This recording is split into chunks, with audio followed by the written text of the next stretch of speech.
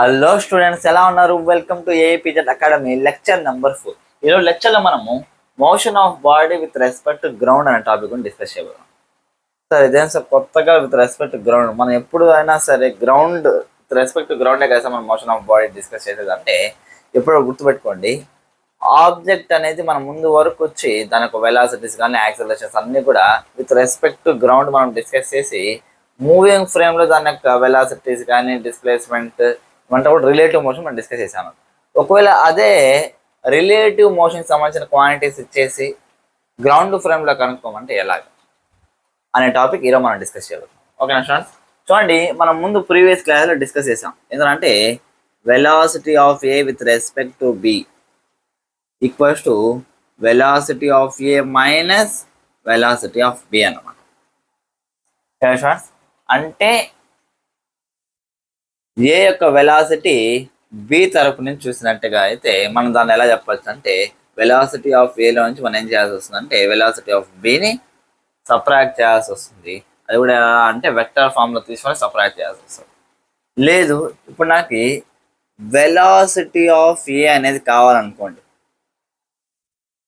అంటే velocity of ఏ అంటే velocity of a with respect to ground. ఓకేనా?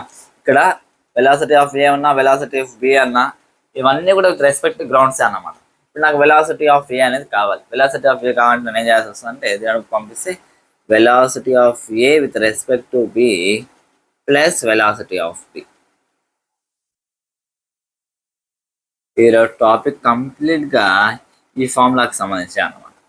అంటే velocity of an object with respect to ground is velocity of the object with respect to another frame plus velocity of that frame.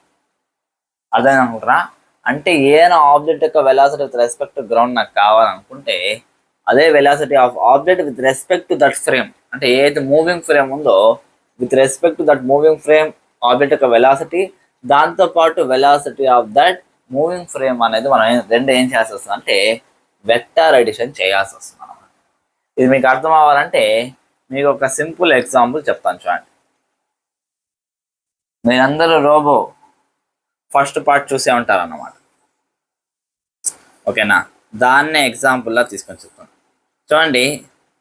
For example ఇది ఒక train అన్నమాట. Robo చూసాం అనుకోండి, అక్కడ robo వచ్చి train పరిగెత్తుకుంటూ వస్తాడు అనమాట. సేమ్ అదే ఎగ్జాంపుల్ చెప్పబోతున్నా చూడండి. ఒక ట్రైన్ వచ్చి 40 meters per second స్పీడ్తో ముందరకు వెళ్తుంది అన్నమాట. ఓకేనా? దానిపైన మన చిట్టి రోబోట్ వచ్చి 10 meters per second స్పీడ్తో వెళ్తున్నాడు. గ్రౌండ్ పై నుంచి ఒక పర్సన్ అబ్జర్వ్ చేస్తుంది, అప్పుడు మనమే అబ్జర్వ్ చేస్తున్నాం. ఓకేనా? మనం అబ్జర్వ్ చేస్తున్నప్పుడు వెలాసిటీ ఆఫ్ దట్ చిట్టి రోబోట్ మనం కనుక్కోవాలి. ఓకేనా? కనుక్కుందాం చూడండి. వెలాసిటీ ఆఫ్ ట్రైన్ ఎంత అంటే 40 meters per second 48 క్యాప్ రాసుకుంటాం. ఓకేనా? ఇప్పుడు వెలాసిటీ ఆఫ్ చిట్టి రోబోట్ చూడండి. Velocity of Chitti robot with respect to train అన్నమాట. ఇక్కడ 10 meters per second స్పీడ్ తను పరిగెత్తున్నాడు. ఒక దేనిపైన పరిగెత్తున్నాడు అంటే ట్రైన్ పైన పరిగెత్తున్నాడు. కాబట్టి train with respect to train అతని ఒక స్పీడ్ ఎంత అంటే 10 I క్యాప్. ఇప్పుడు మనకు కావాల్సింది ఏంటంటే వెలాసిటీ ఆఫ్ చిట్టి రోబోట్ కావాలన్నమాట. ఏం చేయాలి? ఆల్రెడీ మనకు తెలుసు velocity of c with respect to t is velocity of c minus velocity of t. నాకు వెలాసిటీ ఆఫ్ సి కావాలంటే velocity of c with respect to t plus velocity of t. therefore velocity of Chitti robot equals to ఇది నాకు ఏమవుతుందంటే 10 I cap plus 40 I cap equals to velocity robot మనకి ఏమొస్తుంది అంటే 50 I cap, అంటే which means 50 meter per second. అంటే చూడండి, దీనిపైన చిట్టి రోబోట్ 10 meters per second స్పీడ్తో పరిగెత్తాను. ట్రైన్ వచ్చి 40 meters per second ఉంది. ఇప్పుడు train already 40 meters per second, దానిపైన తను 10 meters per second స్పీడ్తో పరిగెత్తున్నాడు. కాబట్టి మనకి కేవలం ఇతన్ని చూసినప్పుడు మనకు ఎలా అనిపిస్తుంది అంటే ఈ ట్రైన్ యొక్క స్పీడ్ కూడా తనకి యాడ్ అయ్యి టోటల్ 50 meters per second స్పీడ్తో పరిగెత్తున్నట్టు కనిపిస్తుంది అన్నమాట. చెప్పే అర్థమవుతుందా? అంటే మనం ఏదైనా ఒక మూవింగ్ ఆబ్జెక్ట్ అని గ్రౌండ్ ఫ్రేమ్ లో చూసినప్పుడు ఓకేనా, మనం సింపుల్ దాన్ని ఎలా అనుకోవచ్చు అంటే ఏదైతే మూవ్ అవుతుందో ఆబ్జెక్ట్ దాని యొక్క velocity with respect to that moving frame plus velocity of that moving frame, ఈ రకంగా మనం అనుకొని సాల్వ్ చేయొచ్చు అన్నమాట. ఓకేనా, ఇప్పుడు సేమ్ క్వశ్చన్లో ఒకవేళ ఆపోజిట్ డైరెక్షన్లో తిరిగి వెళ్తున్నాడు అన్నమాట, దాన్ని కూడా సాల్వ్ చేద్దాం. చూడండి, సేమ్ క్వశ్చన్, ట్రైన్ వచ్చి 40 మీటర్స్ పర్ సెకండ్, కాకపోతే ఈసారి మన చుట్టి రోబోట్ వచ్చి రివర్స్ డైరెక్షన్లో 10 మీటర్స్ పర్ సెకండ్. దీన్ని కనుక్కుందాం. చూడండి, velocity of train is 40 I cap. Okay, velocity of Chitti robot with respect to train is -10 I cap. Okay, ఇప్పుడు వెలాసిటీ ఆఫ్ చిట్టి రోబోట్ మనకి ఏమవుతున్నా అంటే velocity of Chitti robot with respect to train plus velocity of train. చూడండి, ఇప్పుడు గుర్తుపెట్టుకోండి, velocity of moving object with respect to ground, moving object with respect to the moving frame plus velocity of moving frame. Okay, చూడండి, velocity of Chitti robot equals to 40 I cap minus 10 I cap. Therefore, it is 30 I cap, which means 30 meter per second. అంటే ఇప్పుడు ఒకవేళ అతను reverse direction వెళ్ళాడు అనుకోండి, ఓకేనా, reverse డైరెక్షన్లో ఇతను ఇలా వెళ్తున్నా సరే ట్రైన్ యొక్క స్పీడ్ ఎక్కువగా ఉంది కాబట్టి ఓకేనా 40 నుంచి 10 పోతే 30 meters per second right side move అవుతున్నట్టుగా కనిపిస్తుంది. ఎందుకంటే ఇక్కడ మనకి ఐ క్యాప్ వచ్చింది, -I cap రాలి, అంటే రైట్ సైడ్, అంటే కాళ్ళు మాత్రం ముందు కదులుతూ ఉంటాయి కానీ అతని బాడీ మాత్రం వెనక్కి వెళ్తున్నాడు మనకు కనిపిస్తుంది. అది కూడా ఎంత స్పీడ్ అంటే 30 మీటర్స్ పర్ సెకండ్ స్పీడ్తో వెళ్తున్నట్టు కనిపిస్తున్నాం. ఫ్రెండ్స్, ఈ విషయం బాగా అర్థమైంది అనుకుంటారా? వెరీ సింపుల్ టాపిక్, ఇది ఏం పెద్ద కష్టమైంది కాదన్న. ఓకేనా, సేమ్ ఇదే తరహాలో ఇంకొక న్యూమరికల్ సాల్వ్ చేయడానికి ట్రై చేద్దాం. చూడండి,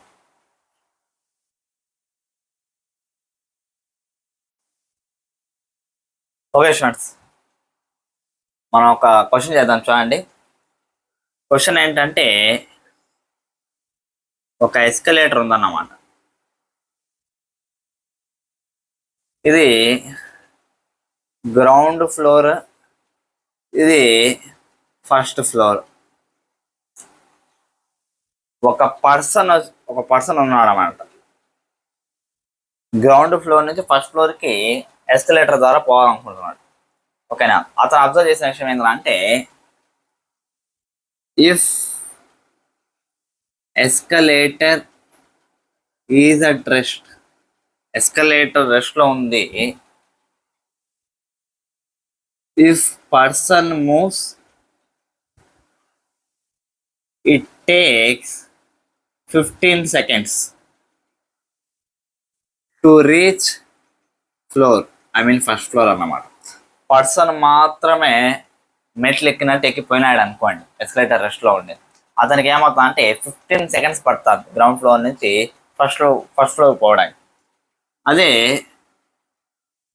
if person is at rest, person రెస్ట్లో ఉన్నాడు, ఎస్కలేటర్ అతను మోసం పోతాను.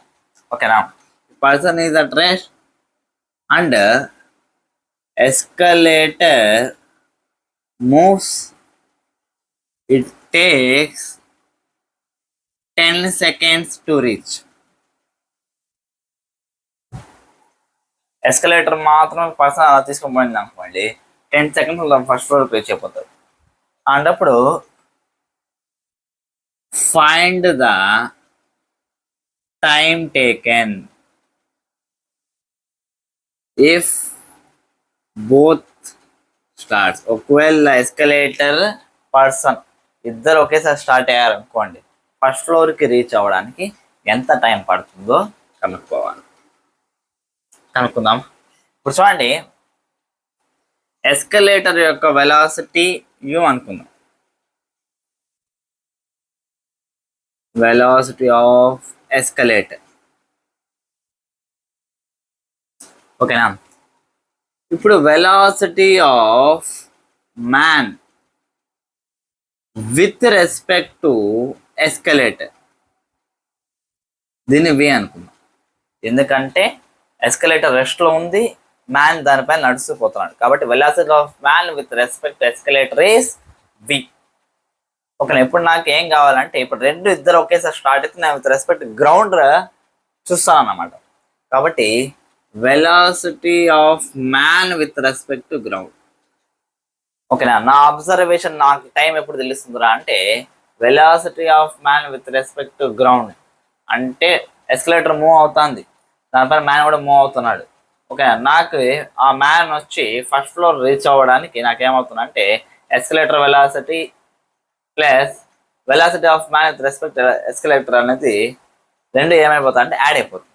ఓకేనా, అంతే సింపుల్గా. అంటే velocity of man with respect to ground అంటే velocity of man equals to velocity of man with respect to escalator plus velocity of escalator. అర్థమైంది అనుకుంటున్నా. చూడండి, velocity of person with respect to ground ఇందాక మనం డిస్కస్ చేసాం. ఏమవుతుంది, velocity of person with respect to moving frame అంటే ఇక్కడ escalator plus velocity of escalator moving frame. ఓకేనా, చూడండి ఇప్పుడు మనకి ఏమవుతుంది, వెలాసిటీ ఆఫ్ మ్యాన్ మనకి ఏమవుతుంది అంటే v ప్లస్ u అనేది అవుతుంది అన్నమాట. ఇది మనకి ఇక్కడ వచ్చిన కండిషన్. ఓకే, ఇప్పుడు చూడండి, మీరు ఇప్పుడు ఏ కేసు అయినా తీసుకోండి, వెళ్ళాల్సిన లెంత్ అయితే ఒకటే ఎల్ అనుకుందాం. ఓకే, మనకు తెలిసిన విషయం ఏంటంటే distance equals to speed into time. First escalator విషయంలోనే మాట్లాడదాం. ఎల్ ఈక్వల్స్ టు ఎస్కలేటర్ యొక్క స్పీడ్ మనకి ఎంత అంటే యూ ఇంటూ టైం ఎంత తీసుకుందంటే ఎస్కలేటర్ 10 seconds తీసుకుంది. ఇప్పుడు man with respect to escalator తీసుకుందాం. ఓకే, సేమ్ అదే లెంత్, వి అనే వెలాసిటీ, టైం వచ్చి 15 seconds. అదే man with respect to ground same అదే లెంత్ మనకి యూ ప్లస్ వి లేకపోతే v plus v velocity into time t కనుక్కోవాలి. చూడండి, ఒక 3 కేసెస్లో కూడా మనకి ఎల్ వాల్యూ వచ్చి సేమ్. ఇప్పుడు నేను దీంట్లో ఇవి రెండు సబ్స్టిట్యూట్ చేయబోతున్నా. ఎలా సబ్స్టిట్యూట్ చేద్దాము, చూడండి, l equals to v plus u కదా, వి అంటే L/15 రాసుకోవచ్చు కదా, L/15 ప్లస్ యూ అంటే L/10, L/10 ఇంటూ టీ. ఓకేనా, చూడండి ఎల్ అనేది క్యాన్సిల్ అయిపోతుంది. ఓకే, 1 ఈక్వల్స్ టు 15 10కి వెళ్తేమంత అంటే 32 plus 3 into t. 30 equals to 5t, t equals to 30/5. నాకు టీ ఈక్వల్స్ ఎన్ని సెకండ్స్ వస్తుంది అంటే 6 seconds వస్తుంది. బాగా అర్థం అనుకుంటున్నా. ఇప్పుడు చూడండి, నా క్వశ్చన్ ఏంటంటే ఒకవేళ ఇదే పర్సన్ వచ్చి పైకి ఎక్కుతున్నాడు, అలా కాకుండా కిందకి దిగుతున్నాడు అనుకోండి. ఓకేనా, కిందకి దిగుతా ఉంటే మనకి ఇదే ఈక్వేషన్ ఏమైందంటే if man is moving down, అప్పుడు మనకి ఏమైందంటే velocity of man with respect escalator మనకి ఏమైంది అంటే -v అయింది. ఓకేనా, అన్నప్పుడు ఇక్కడ మనం అంతా ఏం చేస్తామంటే -v ప్లస్ యూ అయ్యిండేది వెలాసిటీ ఆఫ్ మ్యాన్. ఇక్కడ కూడా మనకి మన యూ మైనస్ లేకపోతే -v ప్లస్ యూ అనేది యూజ్ చేస్తుంటాం. క్లియర్ కదా, చెప్పేది బాగా అర్థం అనుకుంటున్నా. ఇప్పుడు velocity of man equals to u -v అయ్యండి. ఈ మైండ్లో పెట్టుకోండి. ఓకేనా, చూడండి ఎలా చేస్తున్నానో బాగా జాగ్రత్తగా గమనించండి, అర్థం చేసుకోండి. ఓకేనా, ఎప్పుడైనా సరే విత్ రెస్పెక్ట్ గ్రౌండ్ మీరు కనుక్కోవాలనుకుంటే ఏం చేయాలి, సింపుల్గా విత్ రెస్పెక్ట్ మూవింగ్ ఫ్రేమ్ యొక్క velocity of that moving frame రెండు మనం ఏం చేయొచ్చు అంటే యాడ్ చేసేయచ్చు అన్నమాట. క్లియర్ స్టూడెంట్స్, మీకు బాగా అర్థమైంది అనుకుంటున్నా. లాస్ట్ అండ్ ఫైనల్గా ఒక చిన్న కాన్సెప్ట్, ఒక చిన్న క్వశ్చన్ లాగా డిస్కస్ చేసి ఈరోజు లెక్చర్ని కంప్లీట్ చేద్దాం. చూడండి,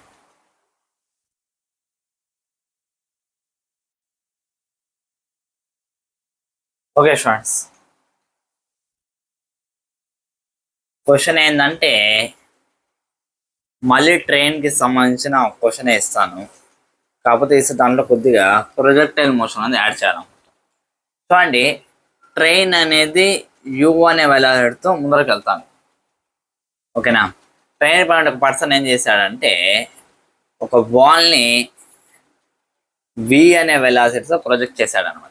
that to an angle theta with the horizon and this velocity is also velocity with respect to train అన్నమాట.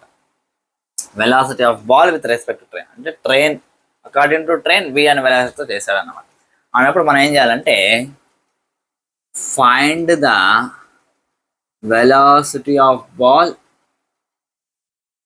With respect to ground. అప్పుడు సింపుల్గా వెలాసిటీ ఆఫ్ బాల్ కూడా కనుక్కోవచ్చు. దాంతోపాటు మనం ఏం చేయాలంటే డైరెక్షన్ ఆఫ్ ప్రొజెక్షన్ కూడా కనుక్కోవాలి. టీటా ఉంది కదా సార్ అంటే ఈ theta angle with respect to train అన్నమాట. ఓకేనా, విత్ రెస్పెక్ట్ టు గ్రౌండ్ ఎలా కనిపిస్తుందో అది కూడా కనుక్కోవాలి. Direction of projection with respect to ground కనుక్కుందామా? చూడండి, వెలాసిటీ ఆఫ్ ట్రైన్ వచ్చి ui క్యాప్, నేను వెక్టార్లో మార్చుకుంటాను. సేమ్ విధంగా velocity of ball with respect to train ఎంత అంటే v, దీన్ని వెక్టార్ ఫార్ములా స్ప్రెడ్ చేసుకుంటే v cos θ i cap plus v sin θ j cap అన్నమాట. Velocity of ball with respect to train. ఇప్పుడు నాకు వెలాసిటీ ఆఫ్ బాల్ కావాలి. Velocity of ball నాకు ఏమవుతుందంటే velocity of ball with respect to train plus velocity of train. Therefore, velocity of ball equals to v cos θ i cap plus v sin θ j cap plus ui cap. మొత్తం నాకు velocity of ball నాకు ఎంత వస్తుందంటే u plus v cos θ i cap plus v sin θ j cap. This is the velocity of ball. అంటే కరెక్ట్గా మనం చెప్పాలనుకుంటే ground పైన నుంచి ఎవరైనా పర్సన్ అబ్జర్వ్ చేసినప్పుడు బాల్ అనేది ఎలా కనిపిస్తుంది అంటే ఎక్స్ డైరెక్షన్లో u ప్లస్ v cos θ స్పీడ్తో వెళ్తున్నట్టు కనిపిస్తుంది.